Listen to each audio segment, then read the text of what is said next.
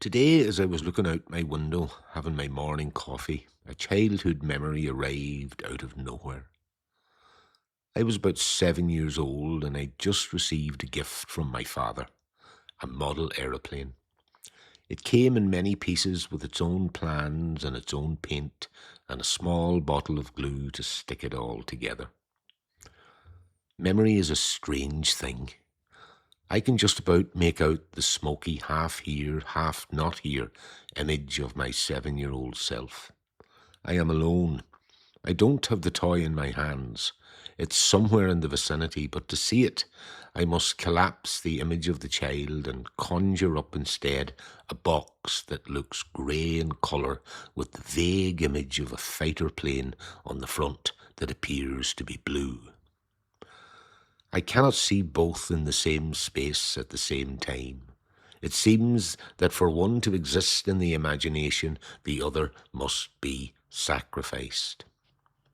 The impressions that do remain are the feelings the memory evokes: excitement, anticipation, frustration, and longing. Excitement in receiving the gift in the first place, anticipation with getting the box open and putting it all together, frustration with my inability to figure out the plans and assemble all the pieces, and longing, a deep longing to see the finished thing in all its glory and splendour.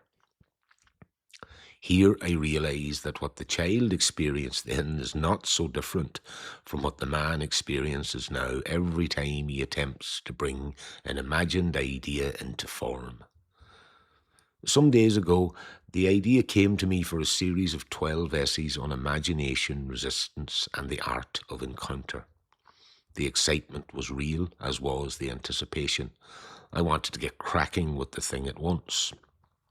And then this morning, with the arrival of the memory of the aeroplane, it felt to me that my 7-year-old self had come to gift me with an entry point into the first of those essays. But now, as I move through these first few sentences, I find myself in the very same position as the child. I have the idea and at least some of the parts. I have some vague notion of the finished piece, but I do not yet know where all the pieces go or how to get the thing assembled. The longing that got me moving feels like it's starting to turn on me. It is tightened into a compressed knot in the centre of my belly, like a tight fist of congealed energy, spinning at a ridiculous speed. If it could speak English, I'm sure it would say, "Welcome to the creative edge." When an idea first arrives in the mind, it's nearly always accompanied by a sense of excitement and even mild euphoria. This initial excitement can be intoxicating. It conjures up mental images which generate sensations in the body. The dopamine receptors fire up and flood the entire system with delightful waves of gorgeous self-producing chemicals, which in turn create further images and sensations which produce further feelings of excitement and elation.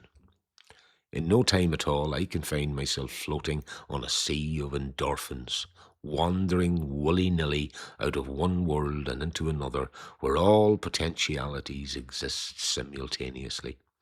My own private little garden of Eden. But of course, if I want to write this essay, I must invariably give up my lofty position in the clouds and descend onto solid ground where the live idea I received from my 7-year-old self can somehow find its way onto the page. This is the hard part. This is the part where the child gets stuck trying to figure out where all the pieces are and how to put them all together. The man thinks he's been silly, thinks he needs to be practical, to be real, to be grown up, in short, to just get on with it. But the child's resistance endures. Here a very real confrontation is occurring. The man wants to get the job done, the child wants to wait. Both want to return to the good feelings that occurred when the initial gift was received. This tension is the stuff that stars are made of, and as far back as I can remember, a part of me would rather die than to remain at this edge where past, present, and future converge.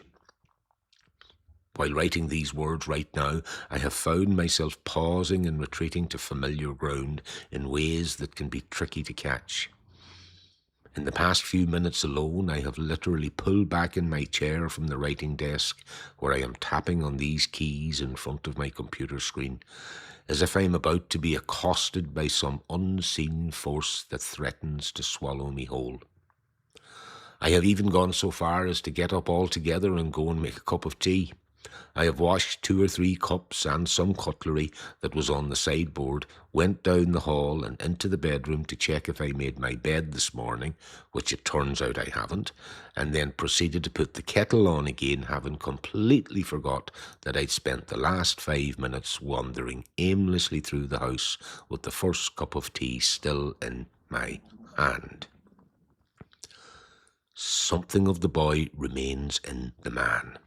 And that something may very well be the most real and sincere expression of the directly immediate experience. Perhaps then this first essay cannot be written around or even about this experience. It may be asking for a more open and generous approach to the sense of vulnerability that arises when the habitual tendency to remain as a detached observer, attempting to forge something from the outside in, loosens and drops away. Indeed, the spirit of all 12 proposed essays may be much more concerned about where the work emerges from, rather than any as yet indistinct and quite possibly indescribable subject they may be claiming to address. In any event, the same resistance that came up against the boy is always waiting for the man every time he moves to convert an imagined idea into something tangible and real. In The Marriage of Heaven and Hell, the great 18th century poet and artist William Blake writes, "Without contraries is no progression." In Owning Your Own Shadow, the Jungian writer Robert A. Johnson, drawing on Blake, puts it more practically when he says that we must go to heaven for form and to hell for energy and marry the two. For Johnson, Blake's heaven is the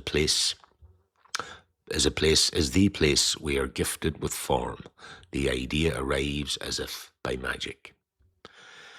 It is so tempting to remain in the heavenly realm of idea and imagination where we need not descend back into the body, back to the place where the limits and messiness of being human create the conditions within which we must move, act, and create.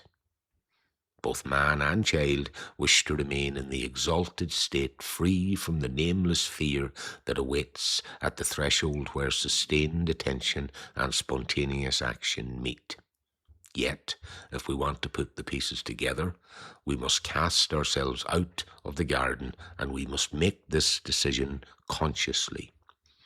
One cannot safely sleepwalk their way into hell, and by the time we arrive at the empty page or the blank canvas, we are confronted with the terror of real possibility and the sobering and unyielding glare of responsibility.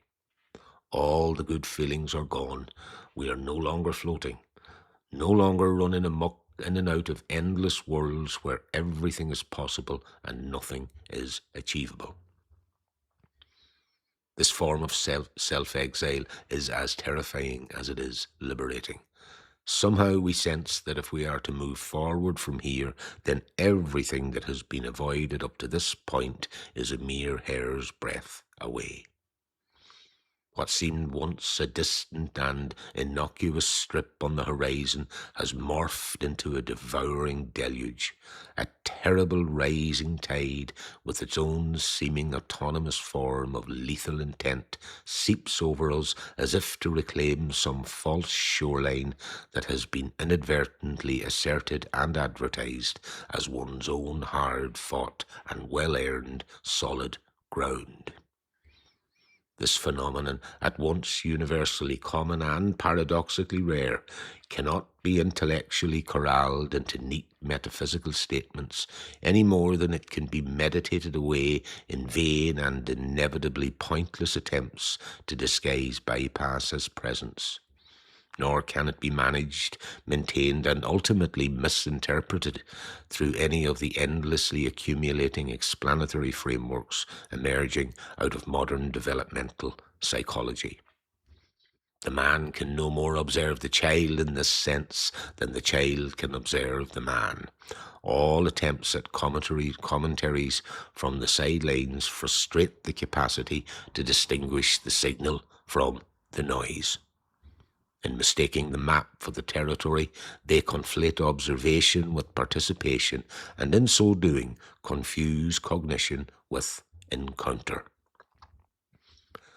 Is it any wonder then that a massive no begins to accumulate somewhere in the abdominal region and begins snaking its way upward through the chest and into the throat, at which point, if you're anything like me, it's nearly always time for another cup of tea. At this point, the child panics. The image gets dimmer and begins to recede into mere apparition, fragmenting and disassociating molecule by molecule into pure corporeal whispers, rising and falling with each breath into and out from a timeless eternity. The man must resist the urge to distract, or the child may become lost once more inside a fractured pocket of an imagined past that threatens to repeat itself in a never-ending loop. The man must find his way back to the edge. This may mean that he needs to get up again, make more tea, or perhaps check to see if the rubbish needs dumping, the plants need watering, or the time or weather needs to be checked. God forbid he resorts to turning on the television. The longer this goes on, he may find himself on the verge of giving up the whole endeavour altogether, whereupon he may very well begin to convince himself that what he actually needs right now is to go and lie down. These evasive tendencies can be as much a blessing as a curse, if and only if he remembers how experience has shown him that their arrival is as inevitable as their departure. His fledgling executive authority depends now on his capacity to repurpose their seductive and repetitive nature, not to relent toward repose and premature unearned reward, but to wake him out of the siren's call to sleep and return into active relationality and conscious participation with the task at hand. On this occasion, the old stubborn and stagnant pattern buckles under the sheer urgency and raw energy of the new one struggling to be born. The fading echo of the child, if not returned fully into vision, seems to be becoming somewhat audible again as a degree of reassurance, coherence, and dare I say faith is restored. And so the man moves close in again. He places his fingers back on top of the keys. He is as utterly clueless now as to what he is doing or where he is going when he first began the journey. Inside this blind alley, slowly the image of the child begins to reappear. Still smoky, still alone, and still unable to share the same space. Both man and child seem to be digging through some subterranean landscape toward each other. There is no returning to the surface now, let alone to the spirit in the sky. The heavenly gates have slammed shut beyond all vision and memory.